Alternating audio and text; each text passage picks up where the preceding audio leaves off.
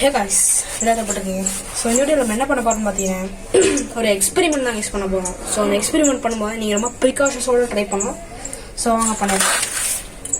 முதல்ல பார்த்தீங்கன்னா ஒரு பேப்பர் எடுத்துக்கோங்க. என்னோட பார்த்தீங்கன்னா ரொம்ப பெரிய பேப்பர்னால நான் வந்து கொஞ்சம் கட் பண்ணி பகுதியாக எடுத்துருக்கேன். கிளாஸ் எடுத்துருக்கோங்க, டிரான்ஸ்பரண்டான கிளாஸ். தீப்பெட்டி எடுத்துக்கோங்க. ஸோ இப்போ இந்த அட்டை பார்த்தீங்கன்னா இது என்னன்னு பார்த்தீங்கன்னா ஒரு அட்டைப்பட்டியை பார்த்தீங்கன்னா இந்த கிளாஸ் சைஸில் வந்து எடுக்கணும். கிளாஸ் கவர் பண்ணக்கூடிய சைஸில் எடுத்து இது நடுவில் பார்த்தீங்கன்னா ஓட்டை போட்டுக்கணும். ஸோ அதை அதுக்குன்னு நான் சொல்கிறேன். ஸோ அடுத்து நம்ம என்ன பண்ணோம்னு பார்த்தீங்கன்னா பேப்பர் எடுத்து அதை வந்து ரோல் பண்ணோம் கைஸ்.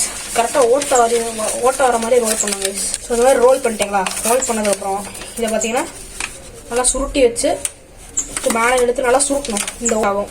ஸோ இது பார்த்தீங்கன்னா இது கிளாஸ்குள்ளே வச்சு கரெக்டாக செட் ஆகிற அளவுக்கு உள்ளாமைக்கு கரெக்டாக வச்சுக்கணும். அப்போ தான் இந்த மாதிரி ஸ்லிப்பாக எங்கேயோ போகாது. இந்த அளவுக்கு கரெக்டாக இருக்குது. ஸோ எனக்கு பார்த்தீங்கன்னா மேட்ச் ஸ்டிக் பார்த்தீங்கன்னா குட்டி மேட்சஸ் வந்து கொஞ்சம் சிரமமாக இருக்கிறனால நான் பெரிய மேட்சஸ் எடுத்துருக்கேன். ஸோ இப்போ நீங்கள் பற்ற வச்சு இங்கே பற்ற வைக்கிற வயசு.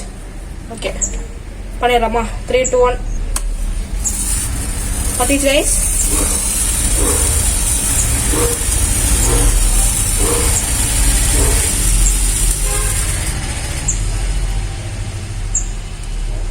ஸோ பார்த்தீங்கன்னா அடியில் பார்த்தீங்கன்னா ஒரு புகை வருது, நீங்கள் பார்ப்பீங்க. ஸோ இங்கே அடியில் பார்த்தீங்கன்னா புகை வரும், நீங்கள் பார்ப்பீங்க. இங்கே உங்களுக்கு ஒழுங்காக தெரியாதுன்னு நினைக்கிறேன் டிரான்ஸ்பரண்ட்னால.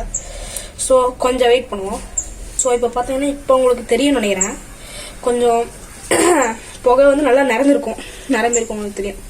ஸோ இந்த பேர்னிங் ப்ராசஸ் வந்து இதோடு நீங்கள் ஸ்டாப் பண்ணிக்கோங்க. நல்லா இங்கே புகை நடந்திருக்கும். எதனால வருதுன்னு பார்த்தீங்கன்னா ஒரு சைடு நீங்கள் பற்ற வச்சிங்கன்னா ஆப்போசிட் சைடில் அது வரும். ஸோ அதனால தான் இந்த ஃபியூம்ஸ் எல்லாம் வெளில போட்டு அப்புறம் போய் தேவையில்லை. ஸோ இப்போ பார்த்தீங்கன்னா வாவ், நான் எக்ஸ்பெக்ட் பண்ணதை விட நல்லா வருது.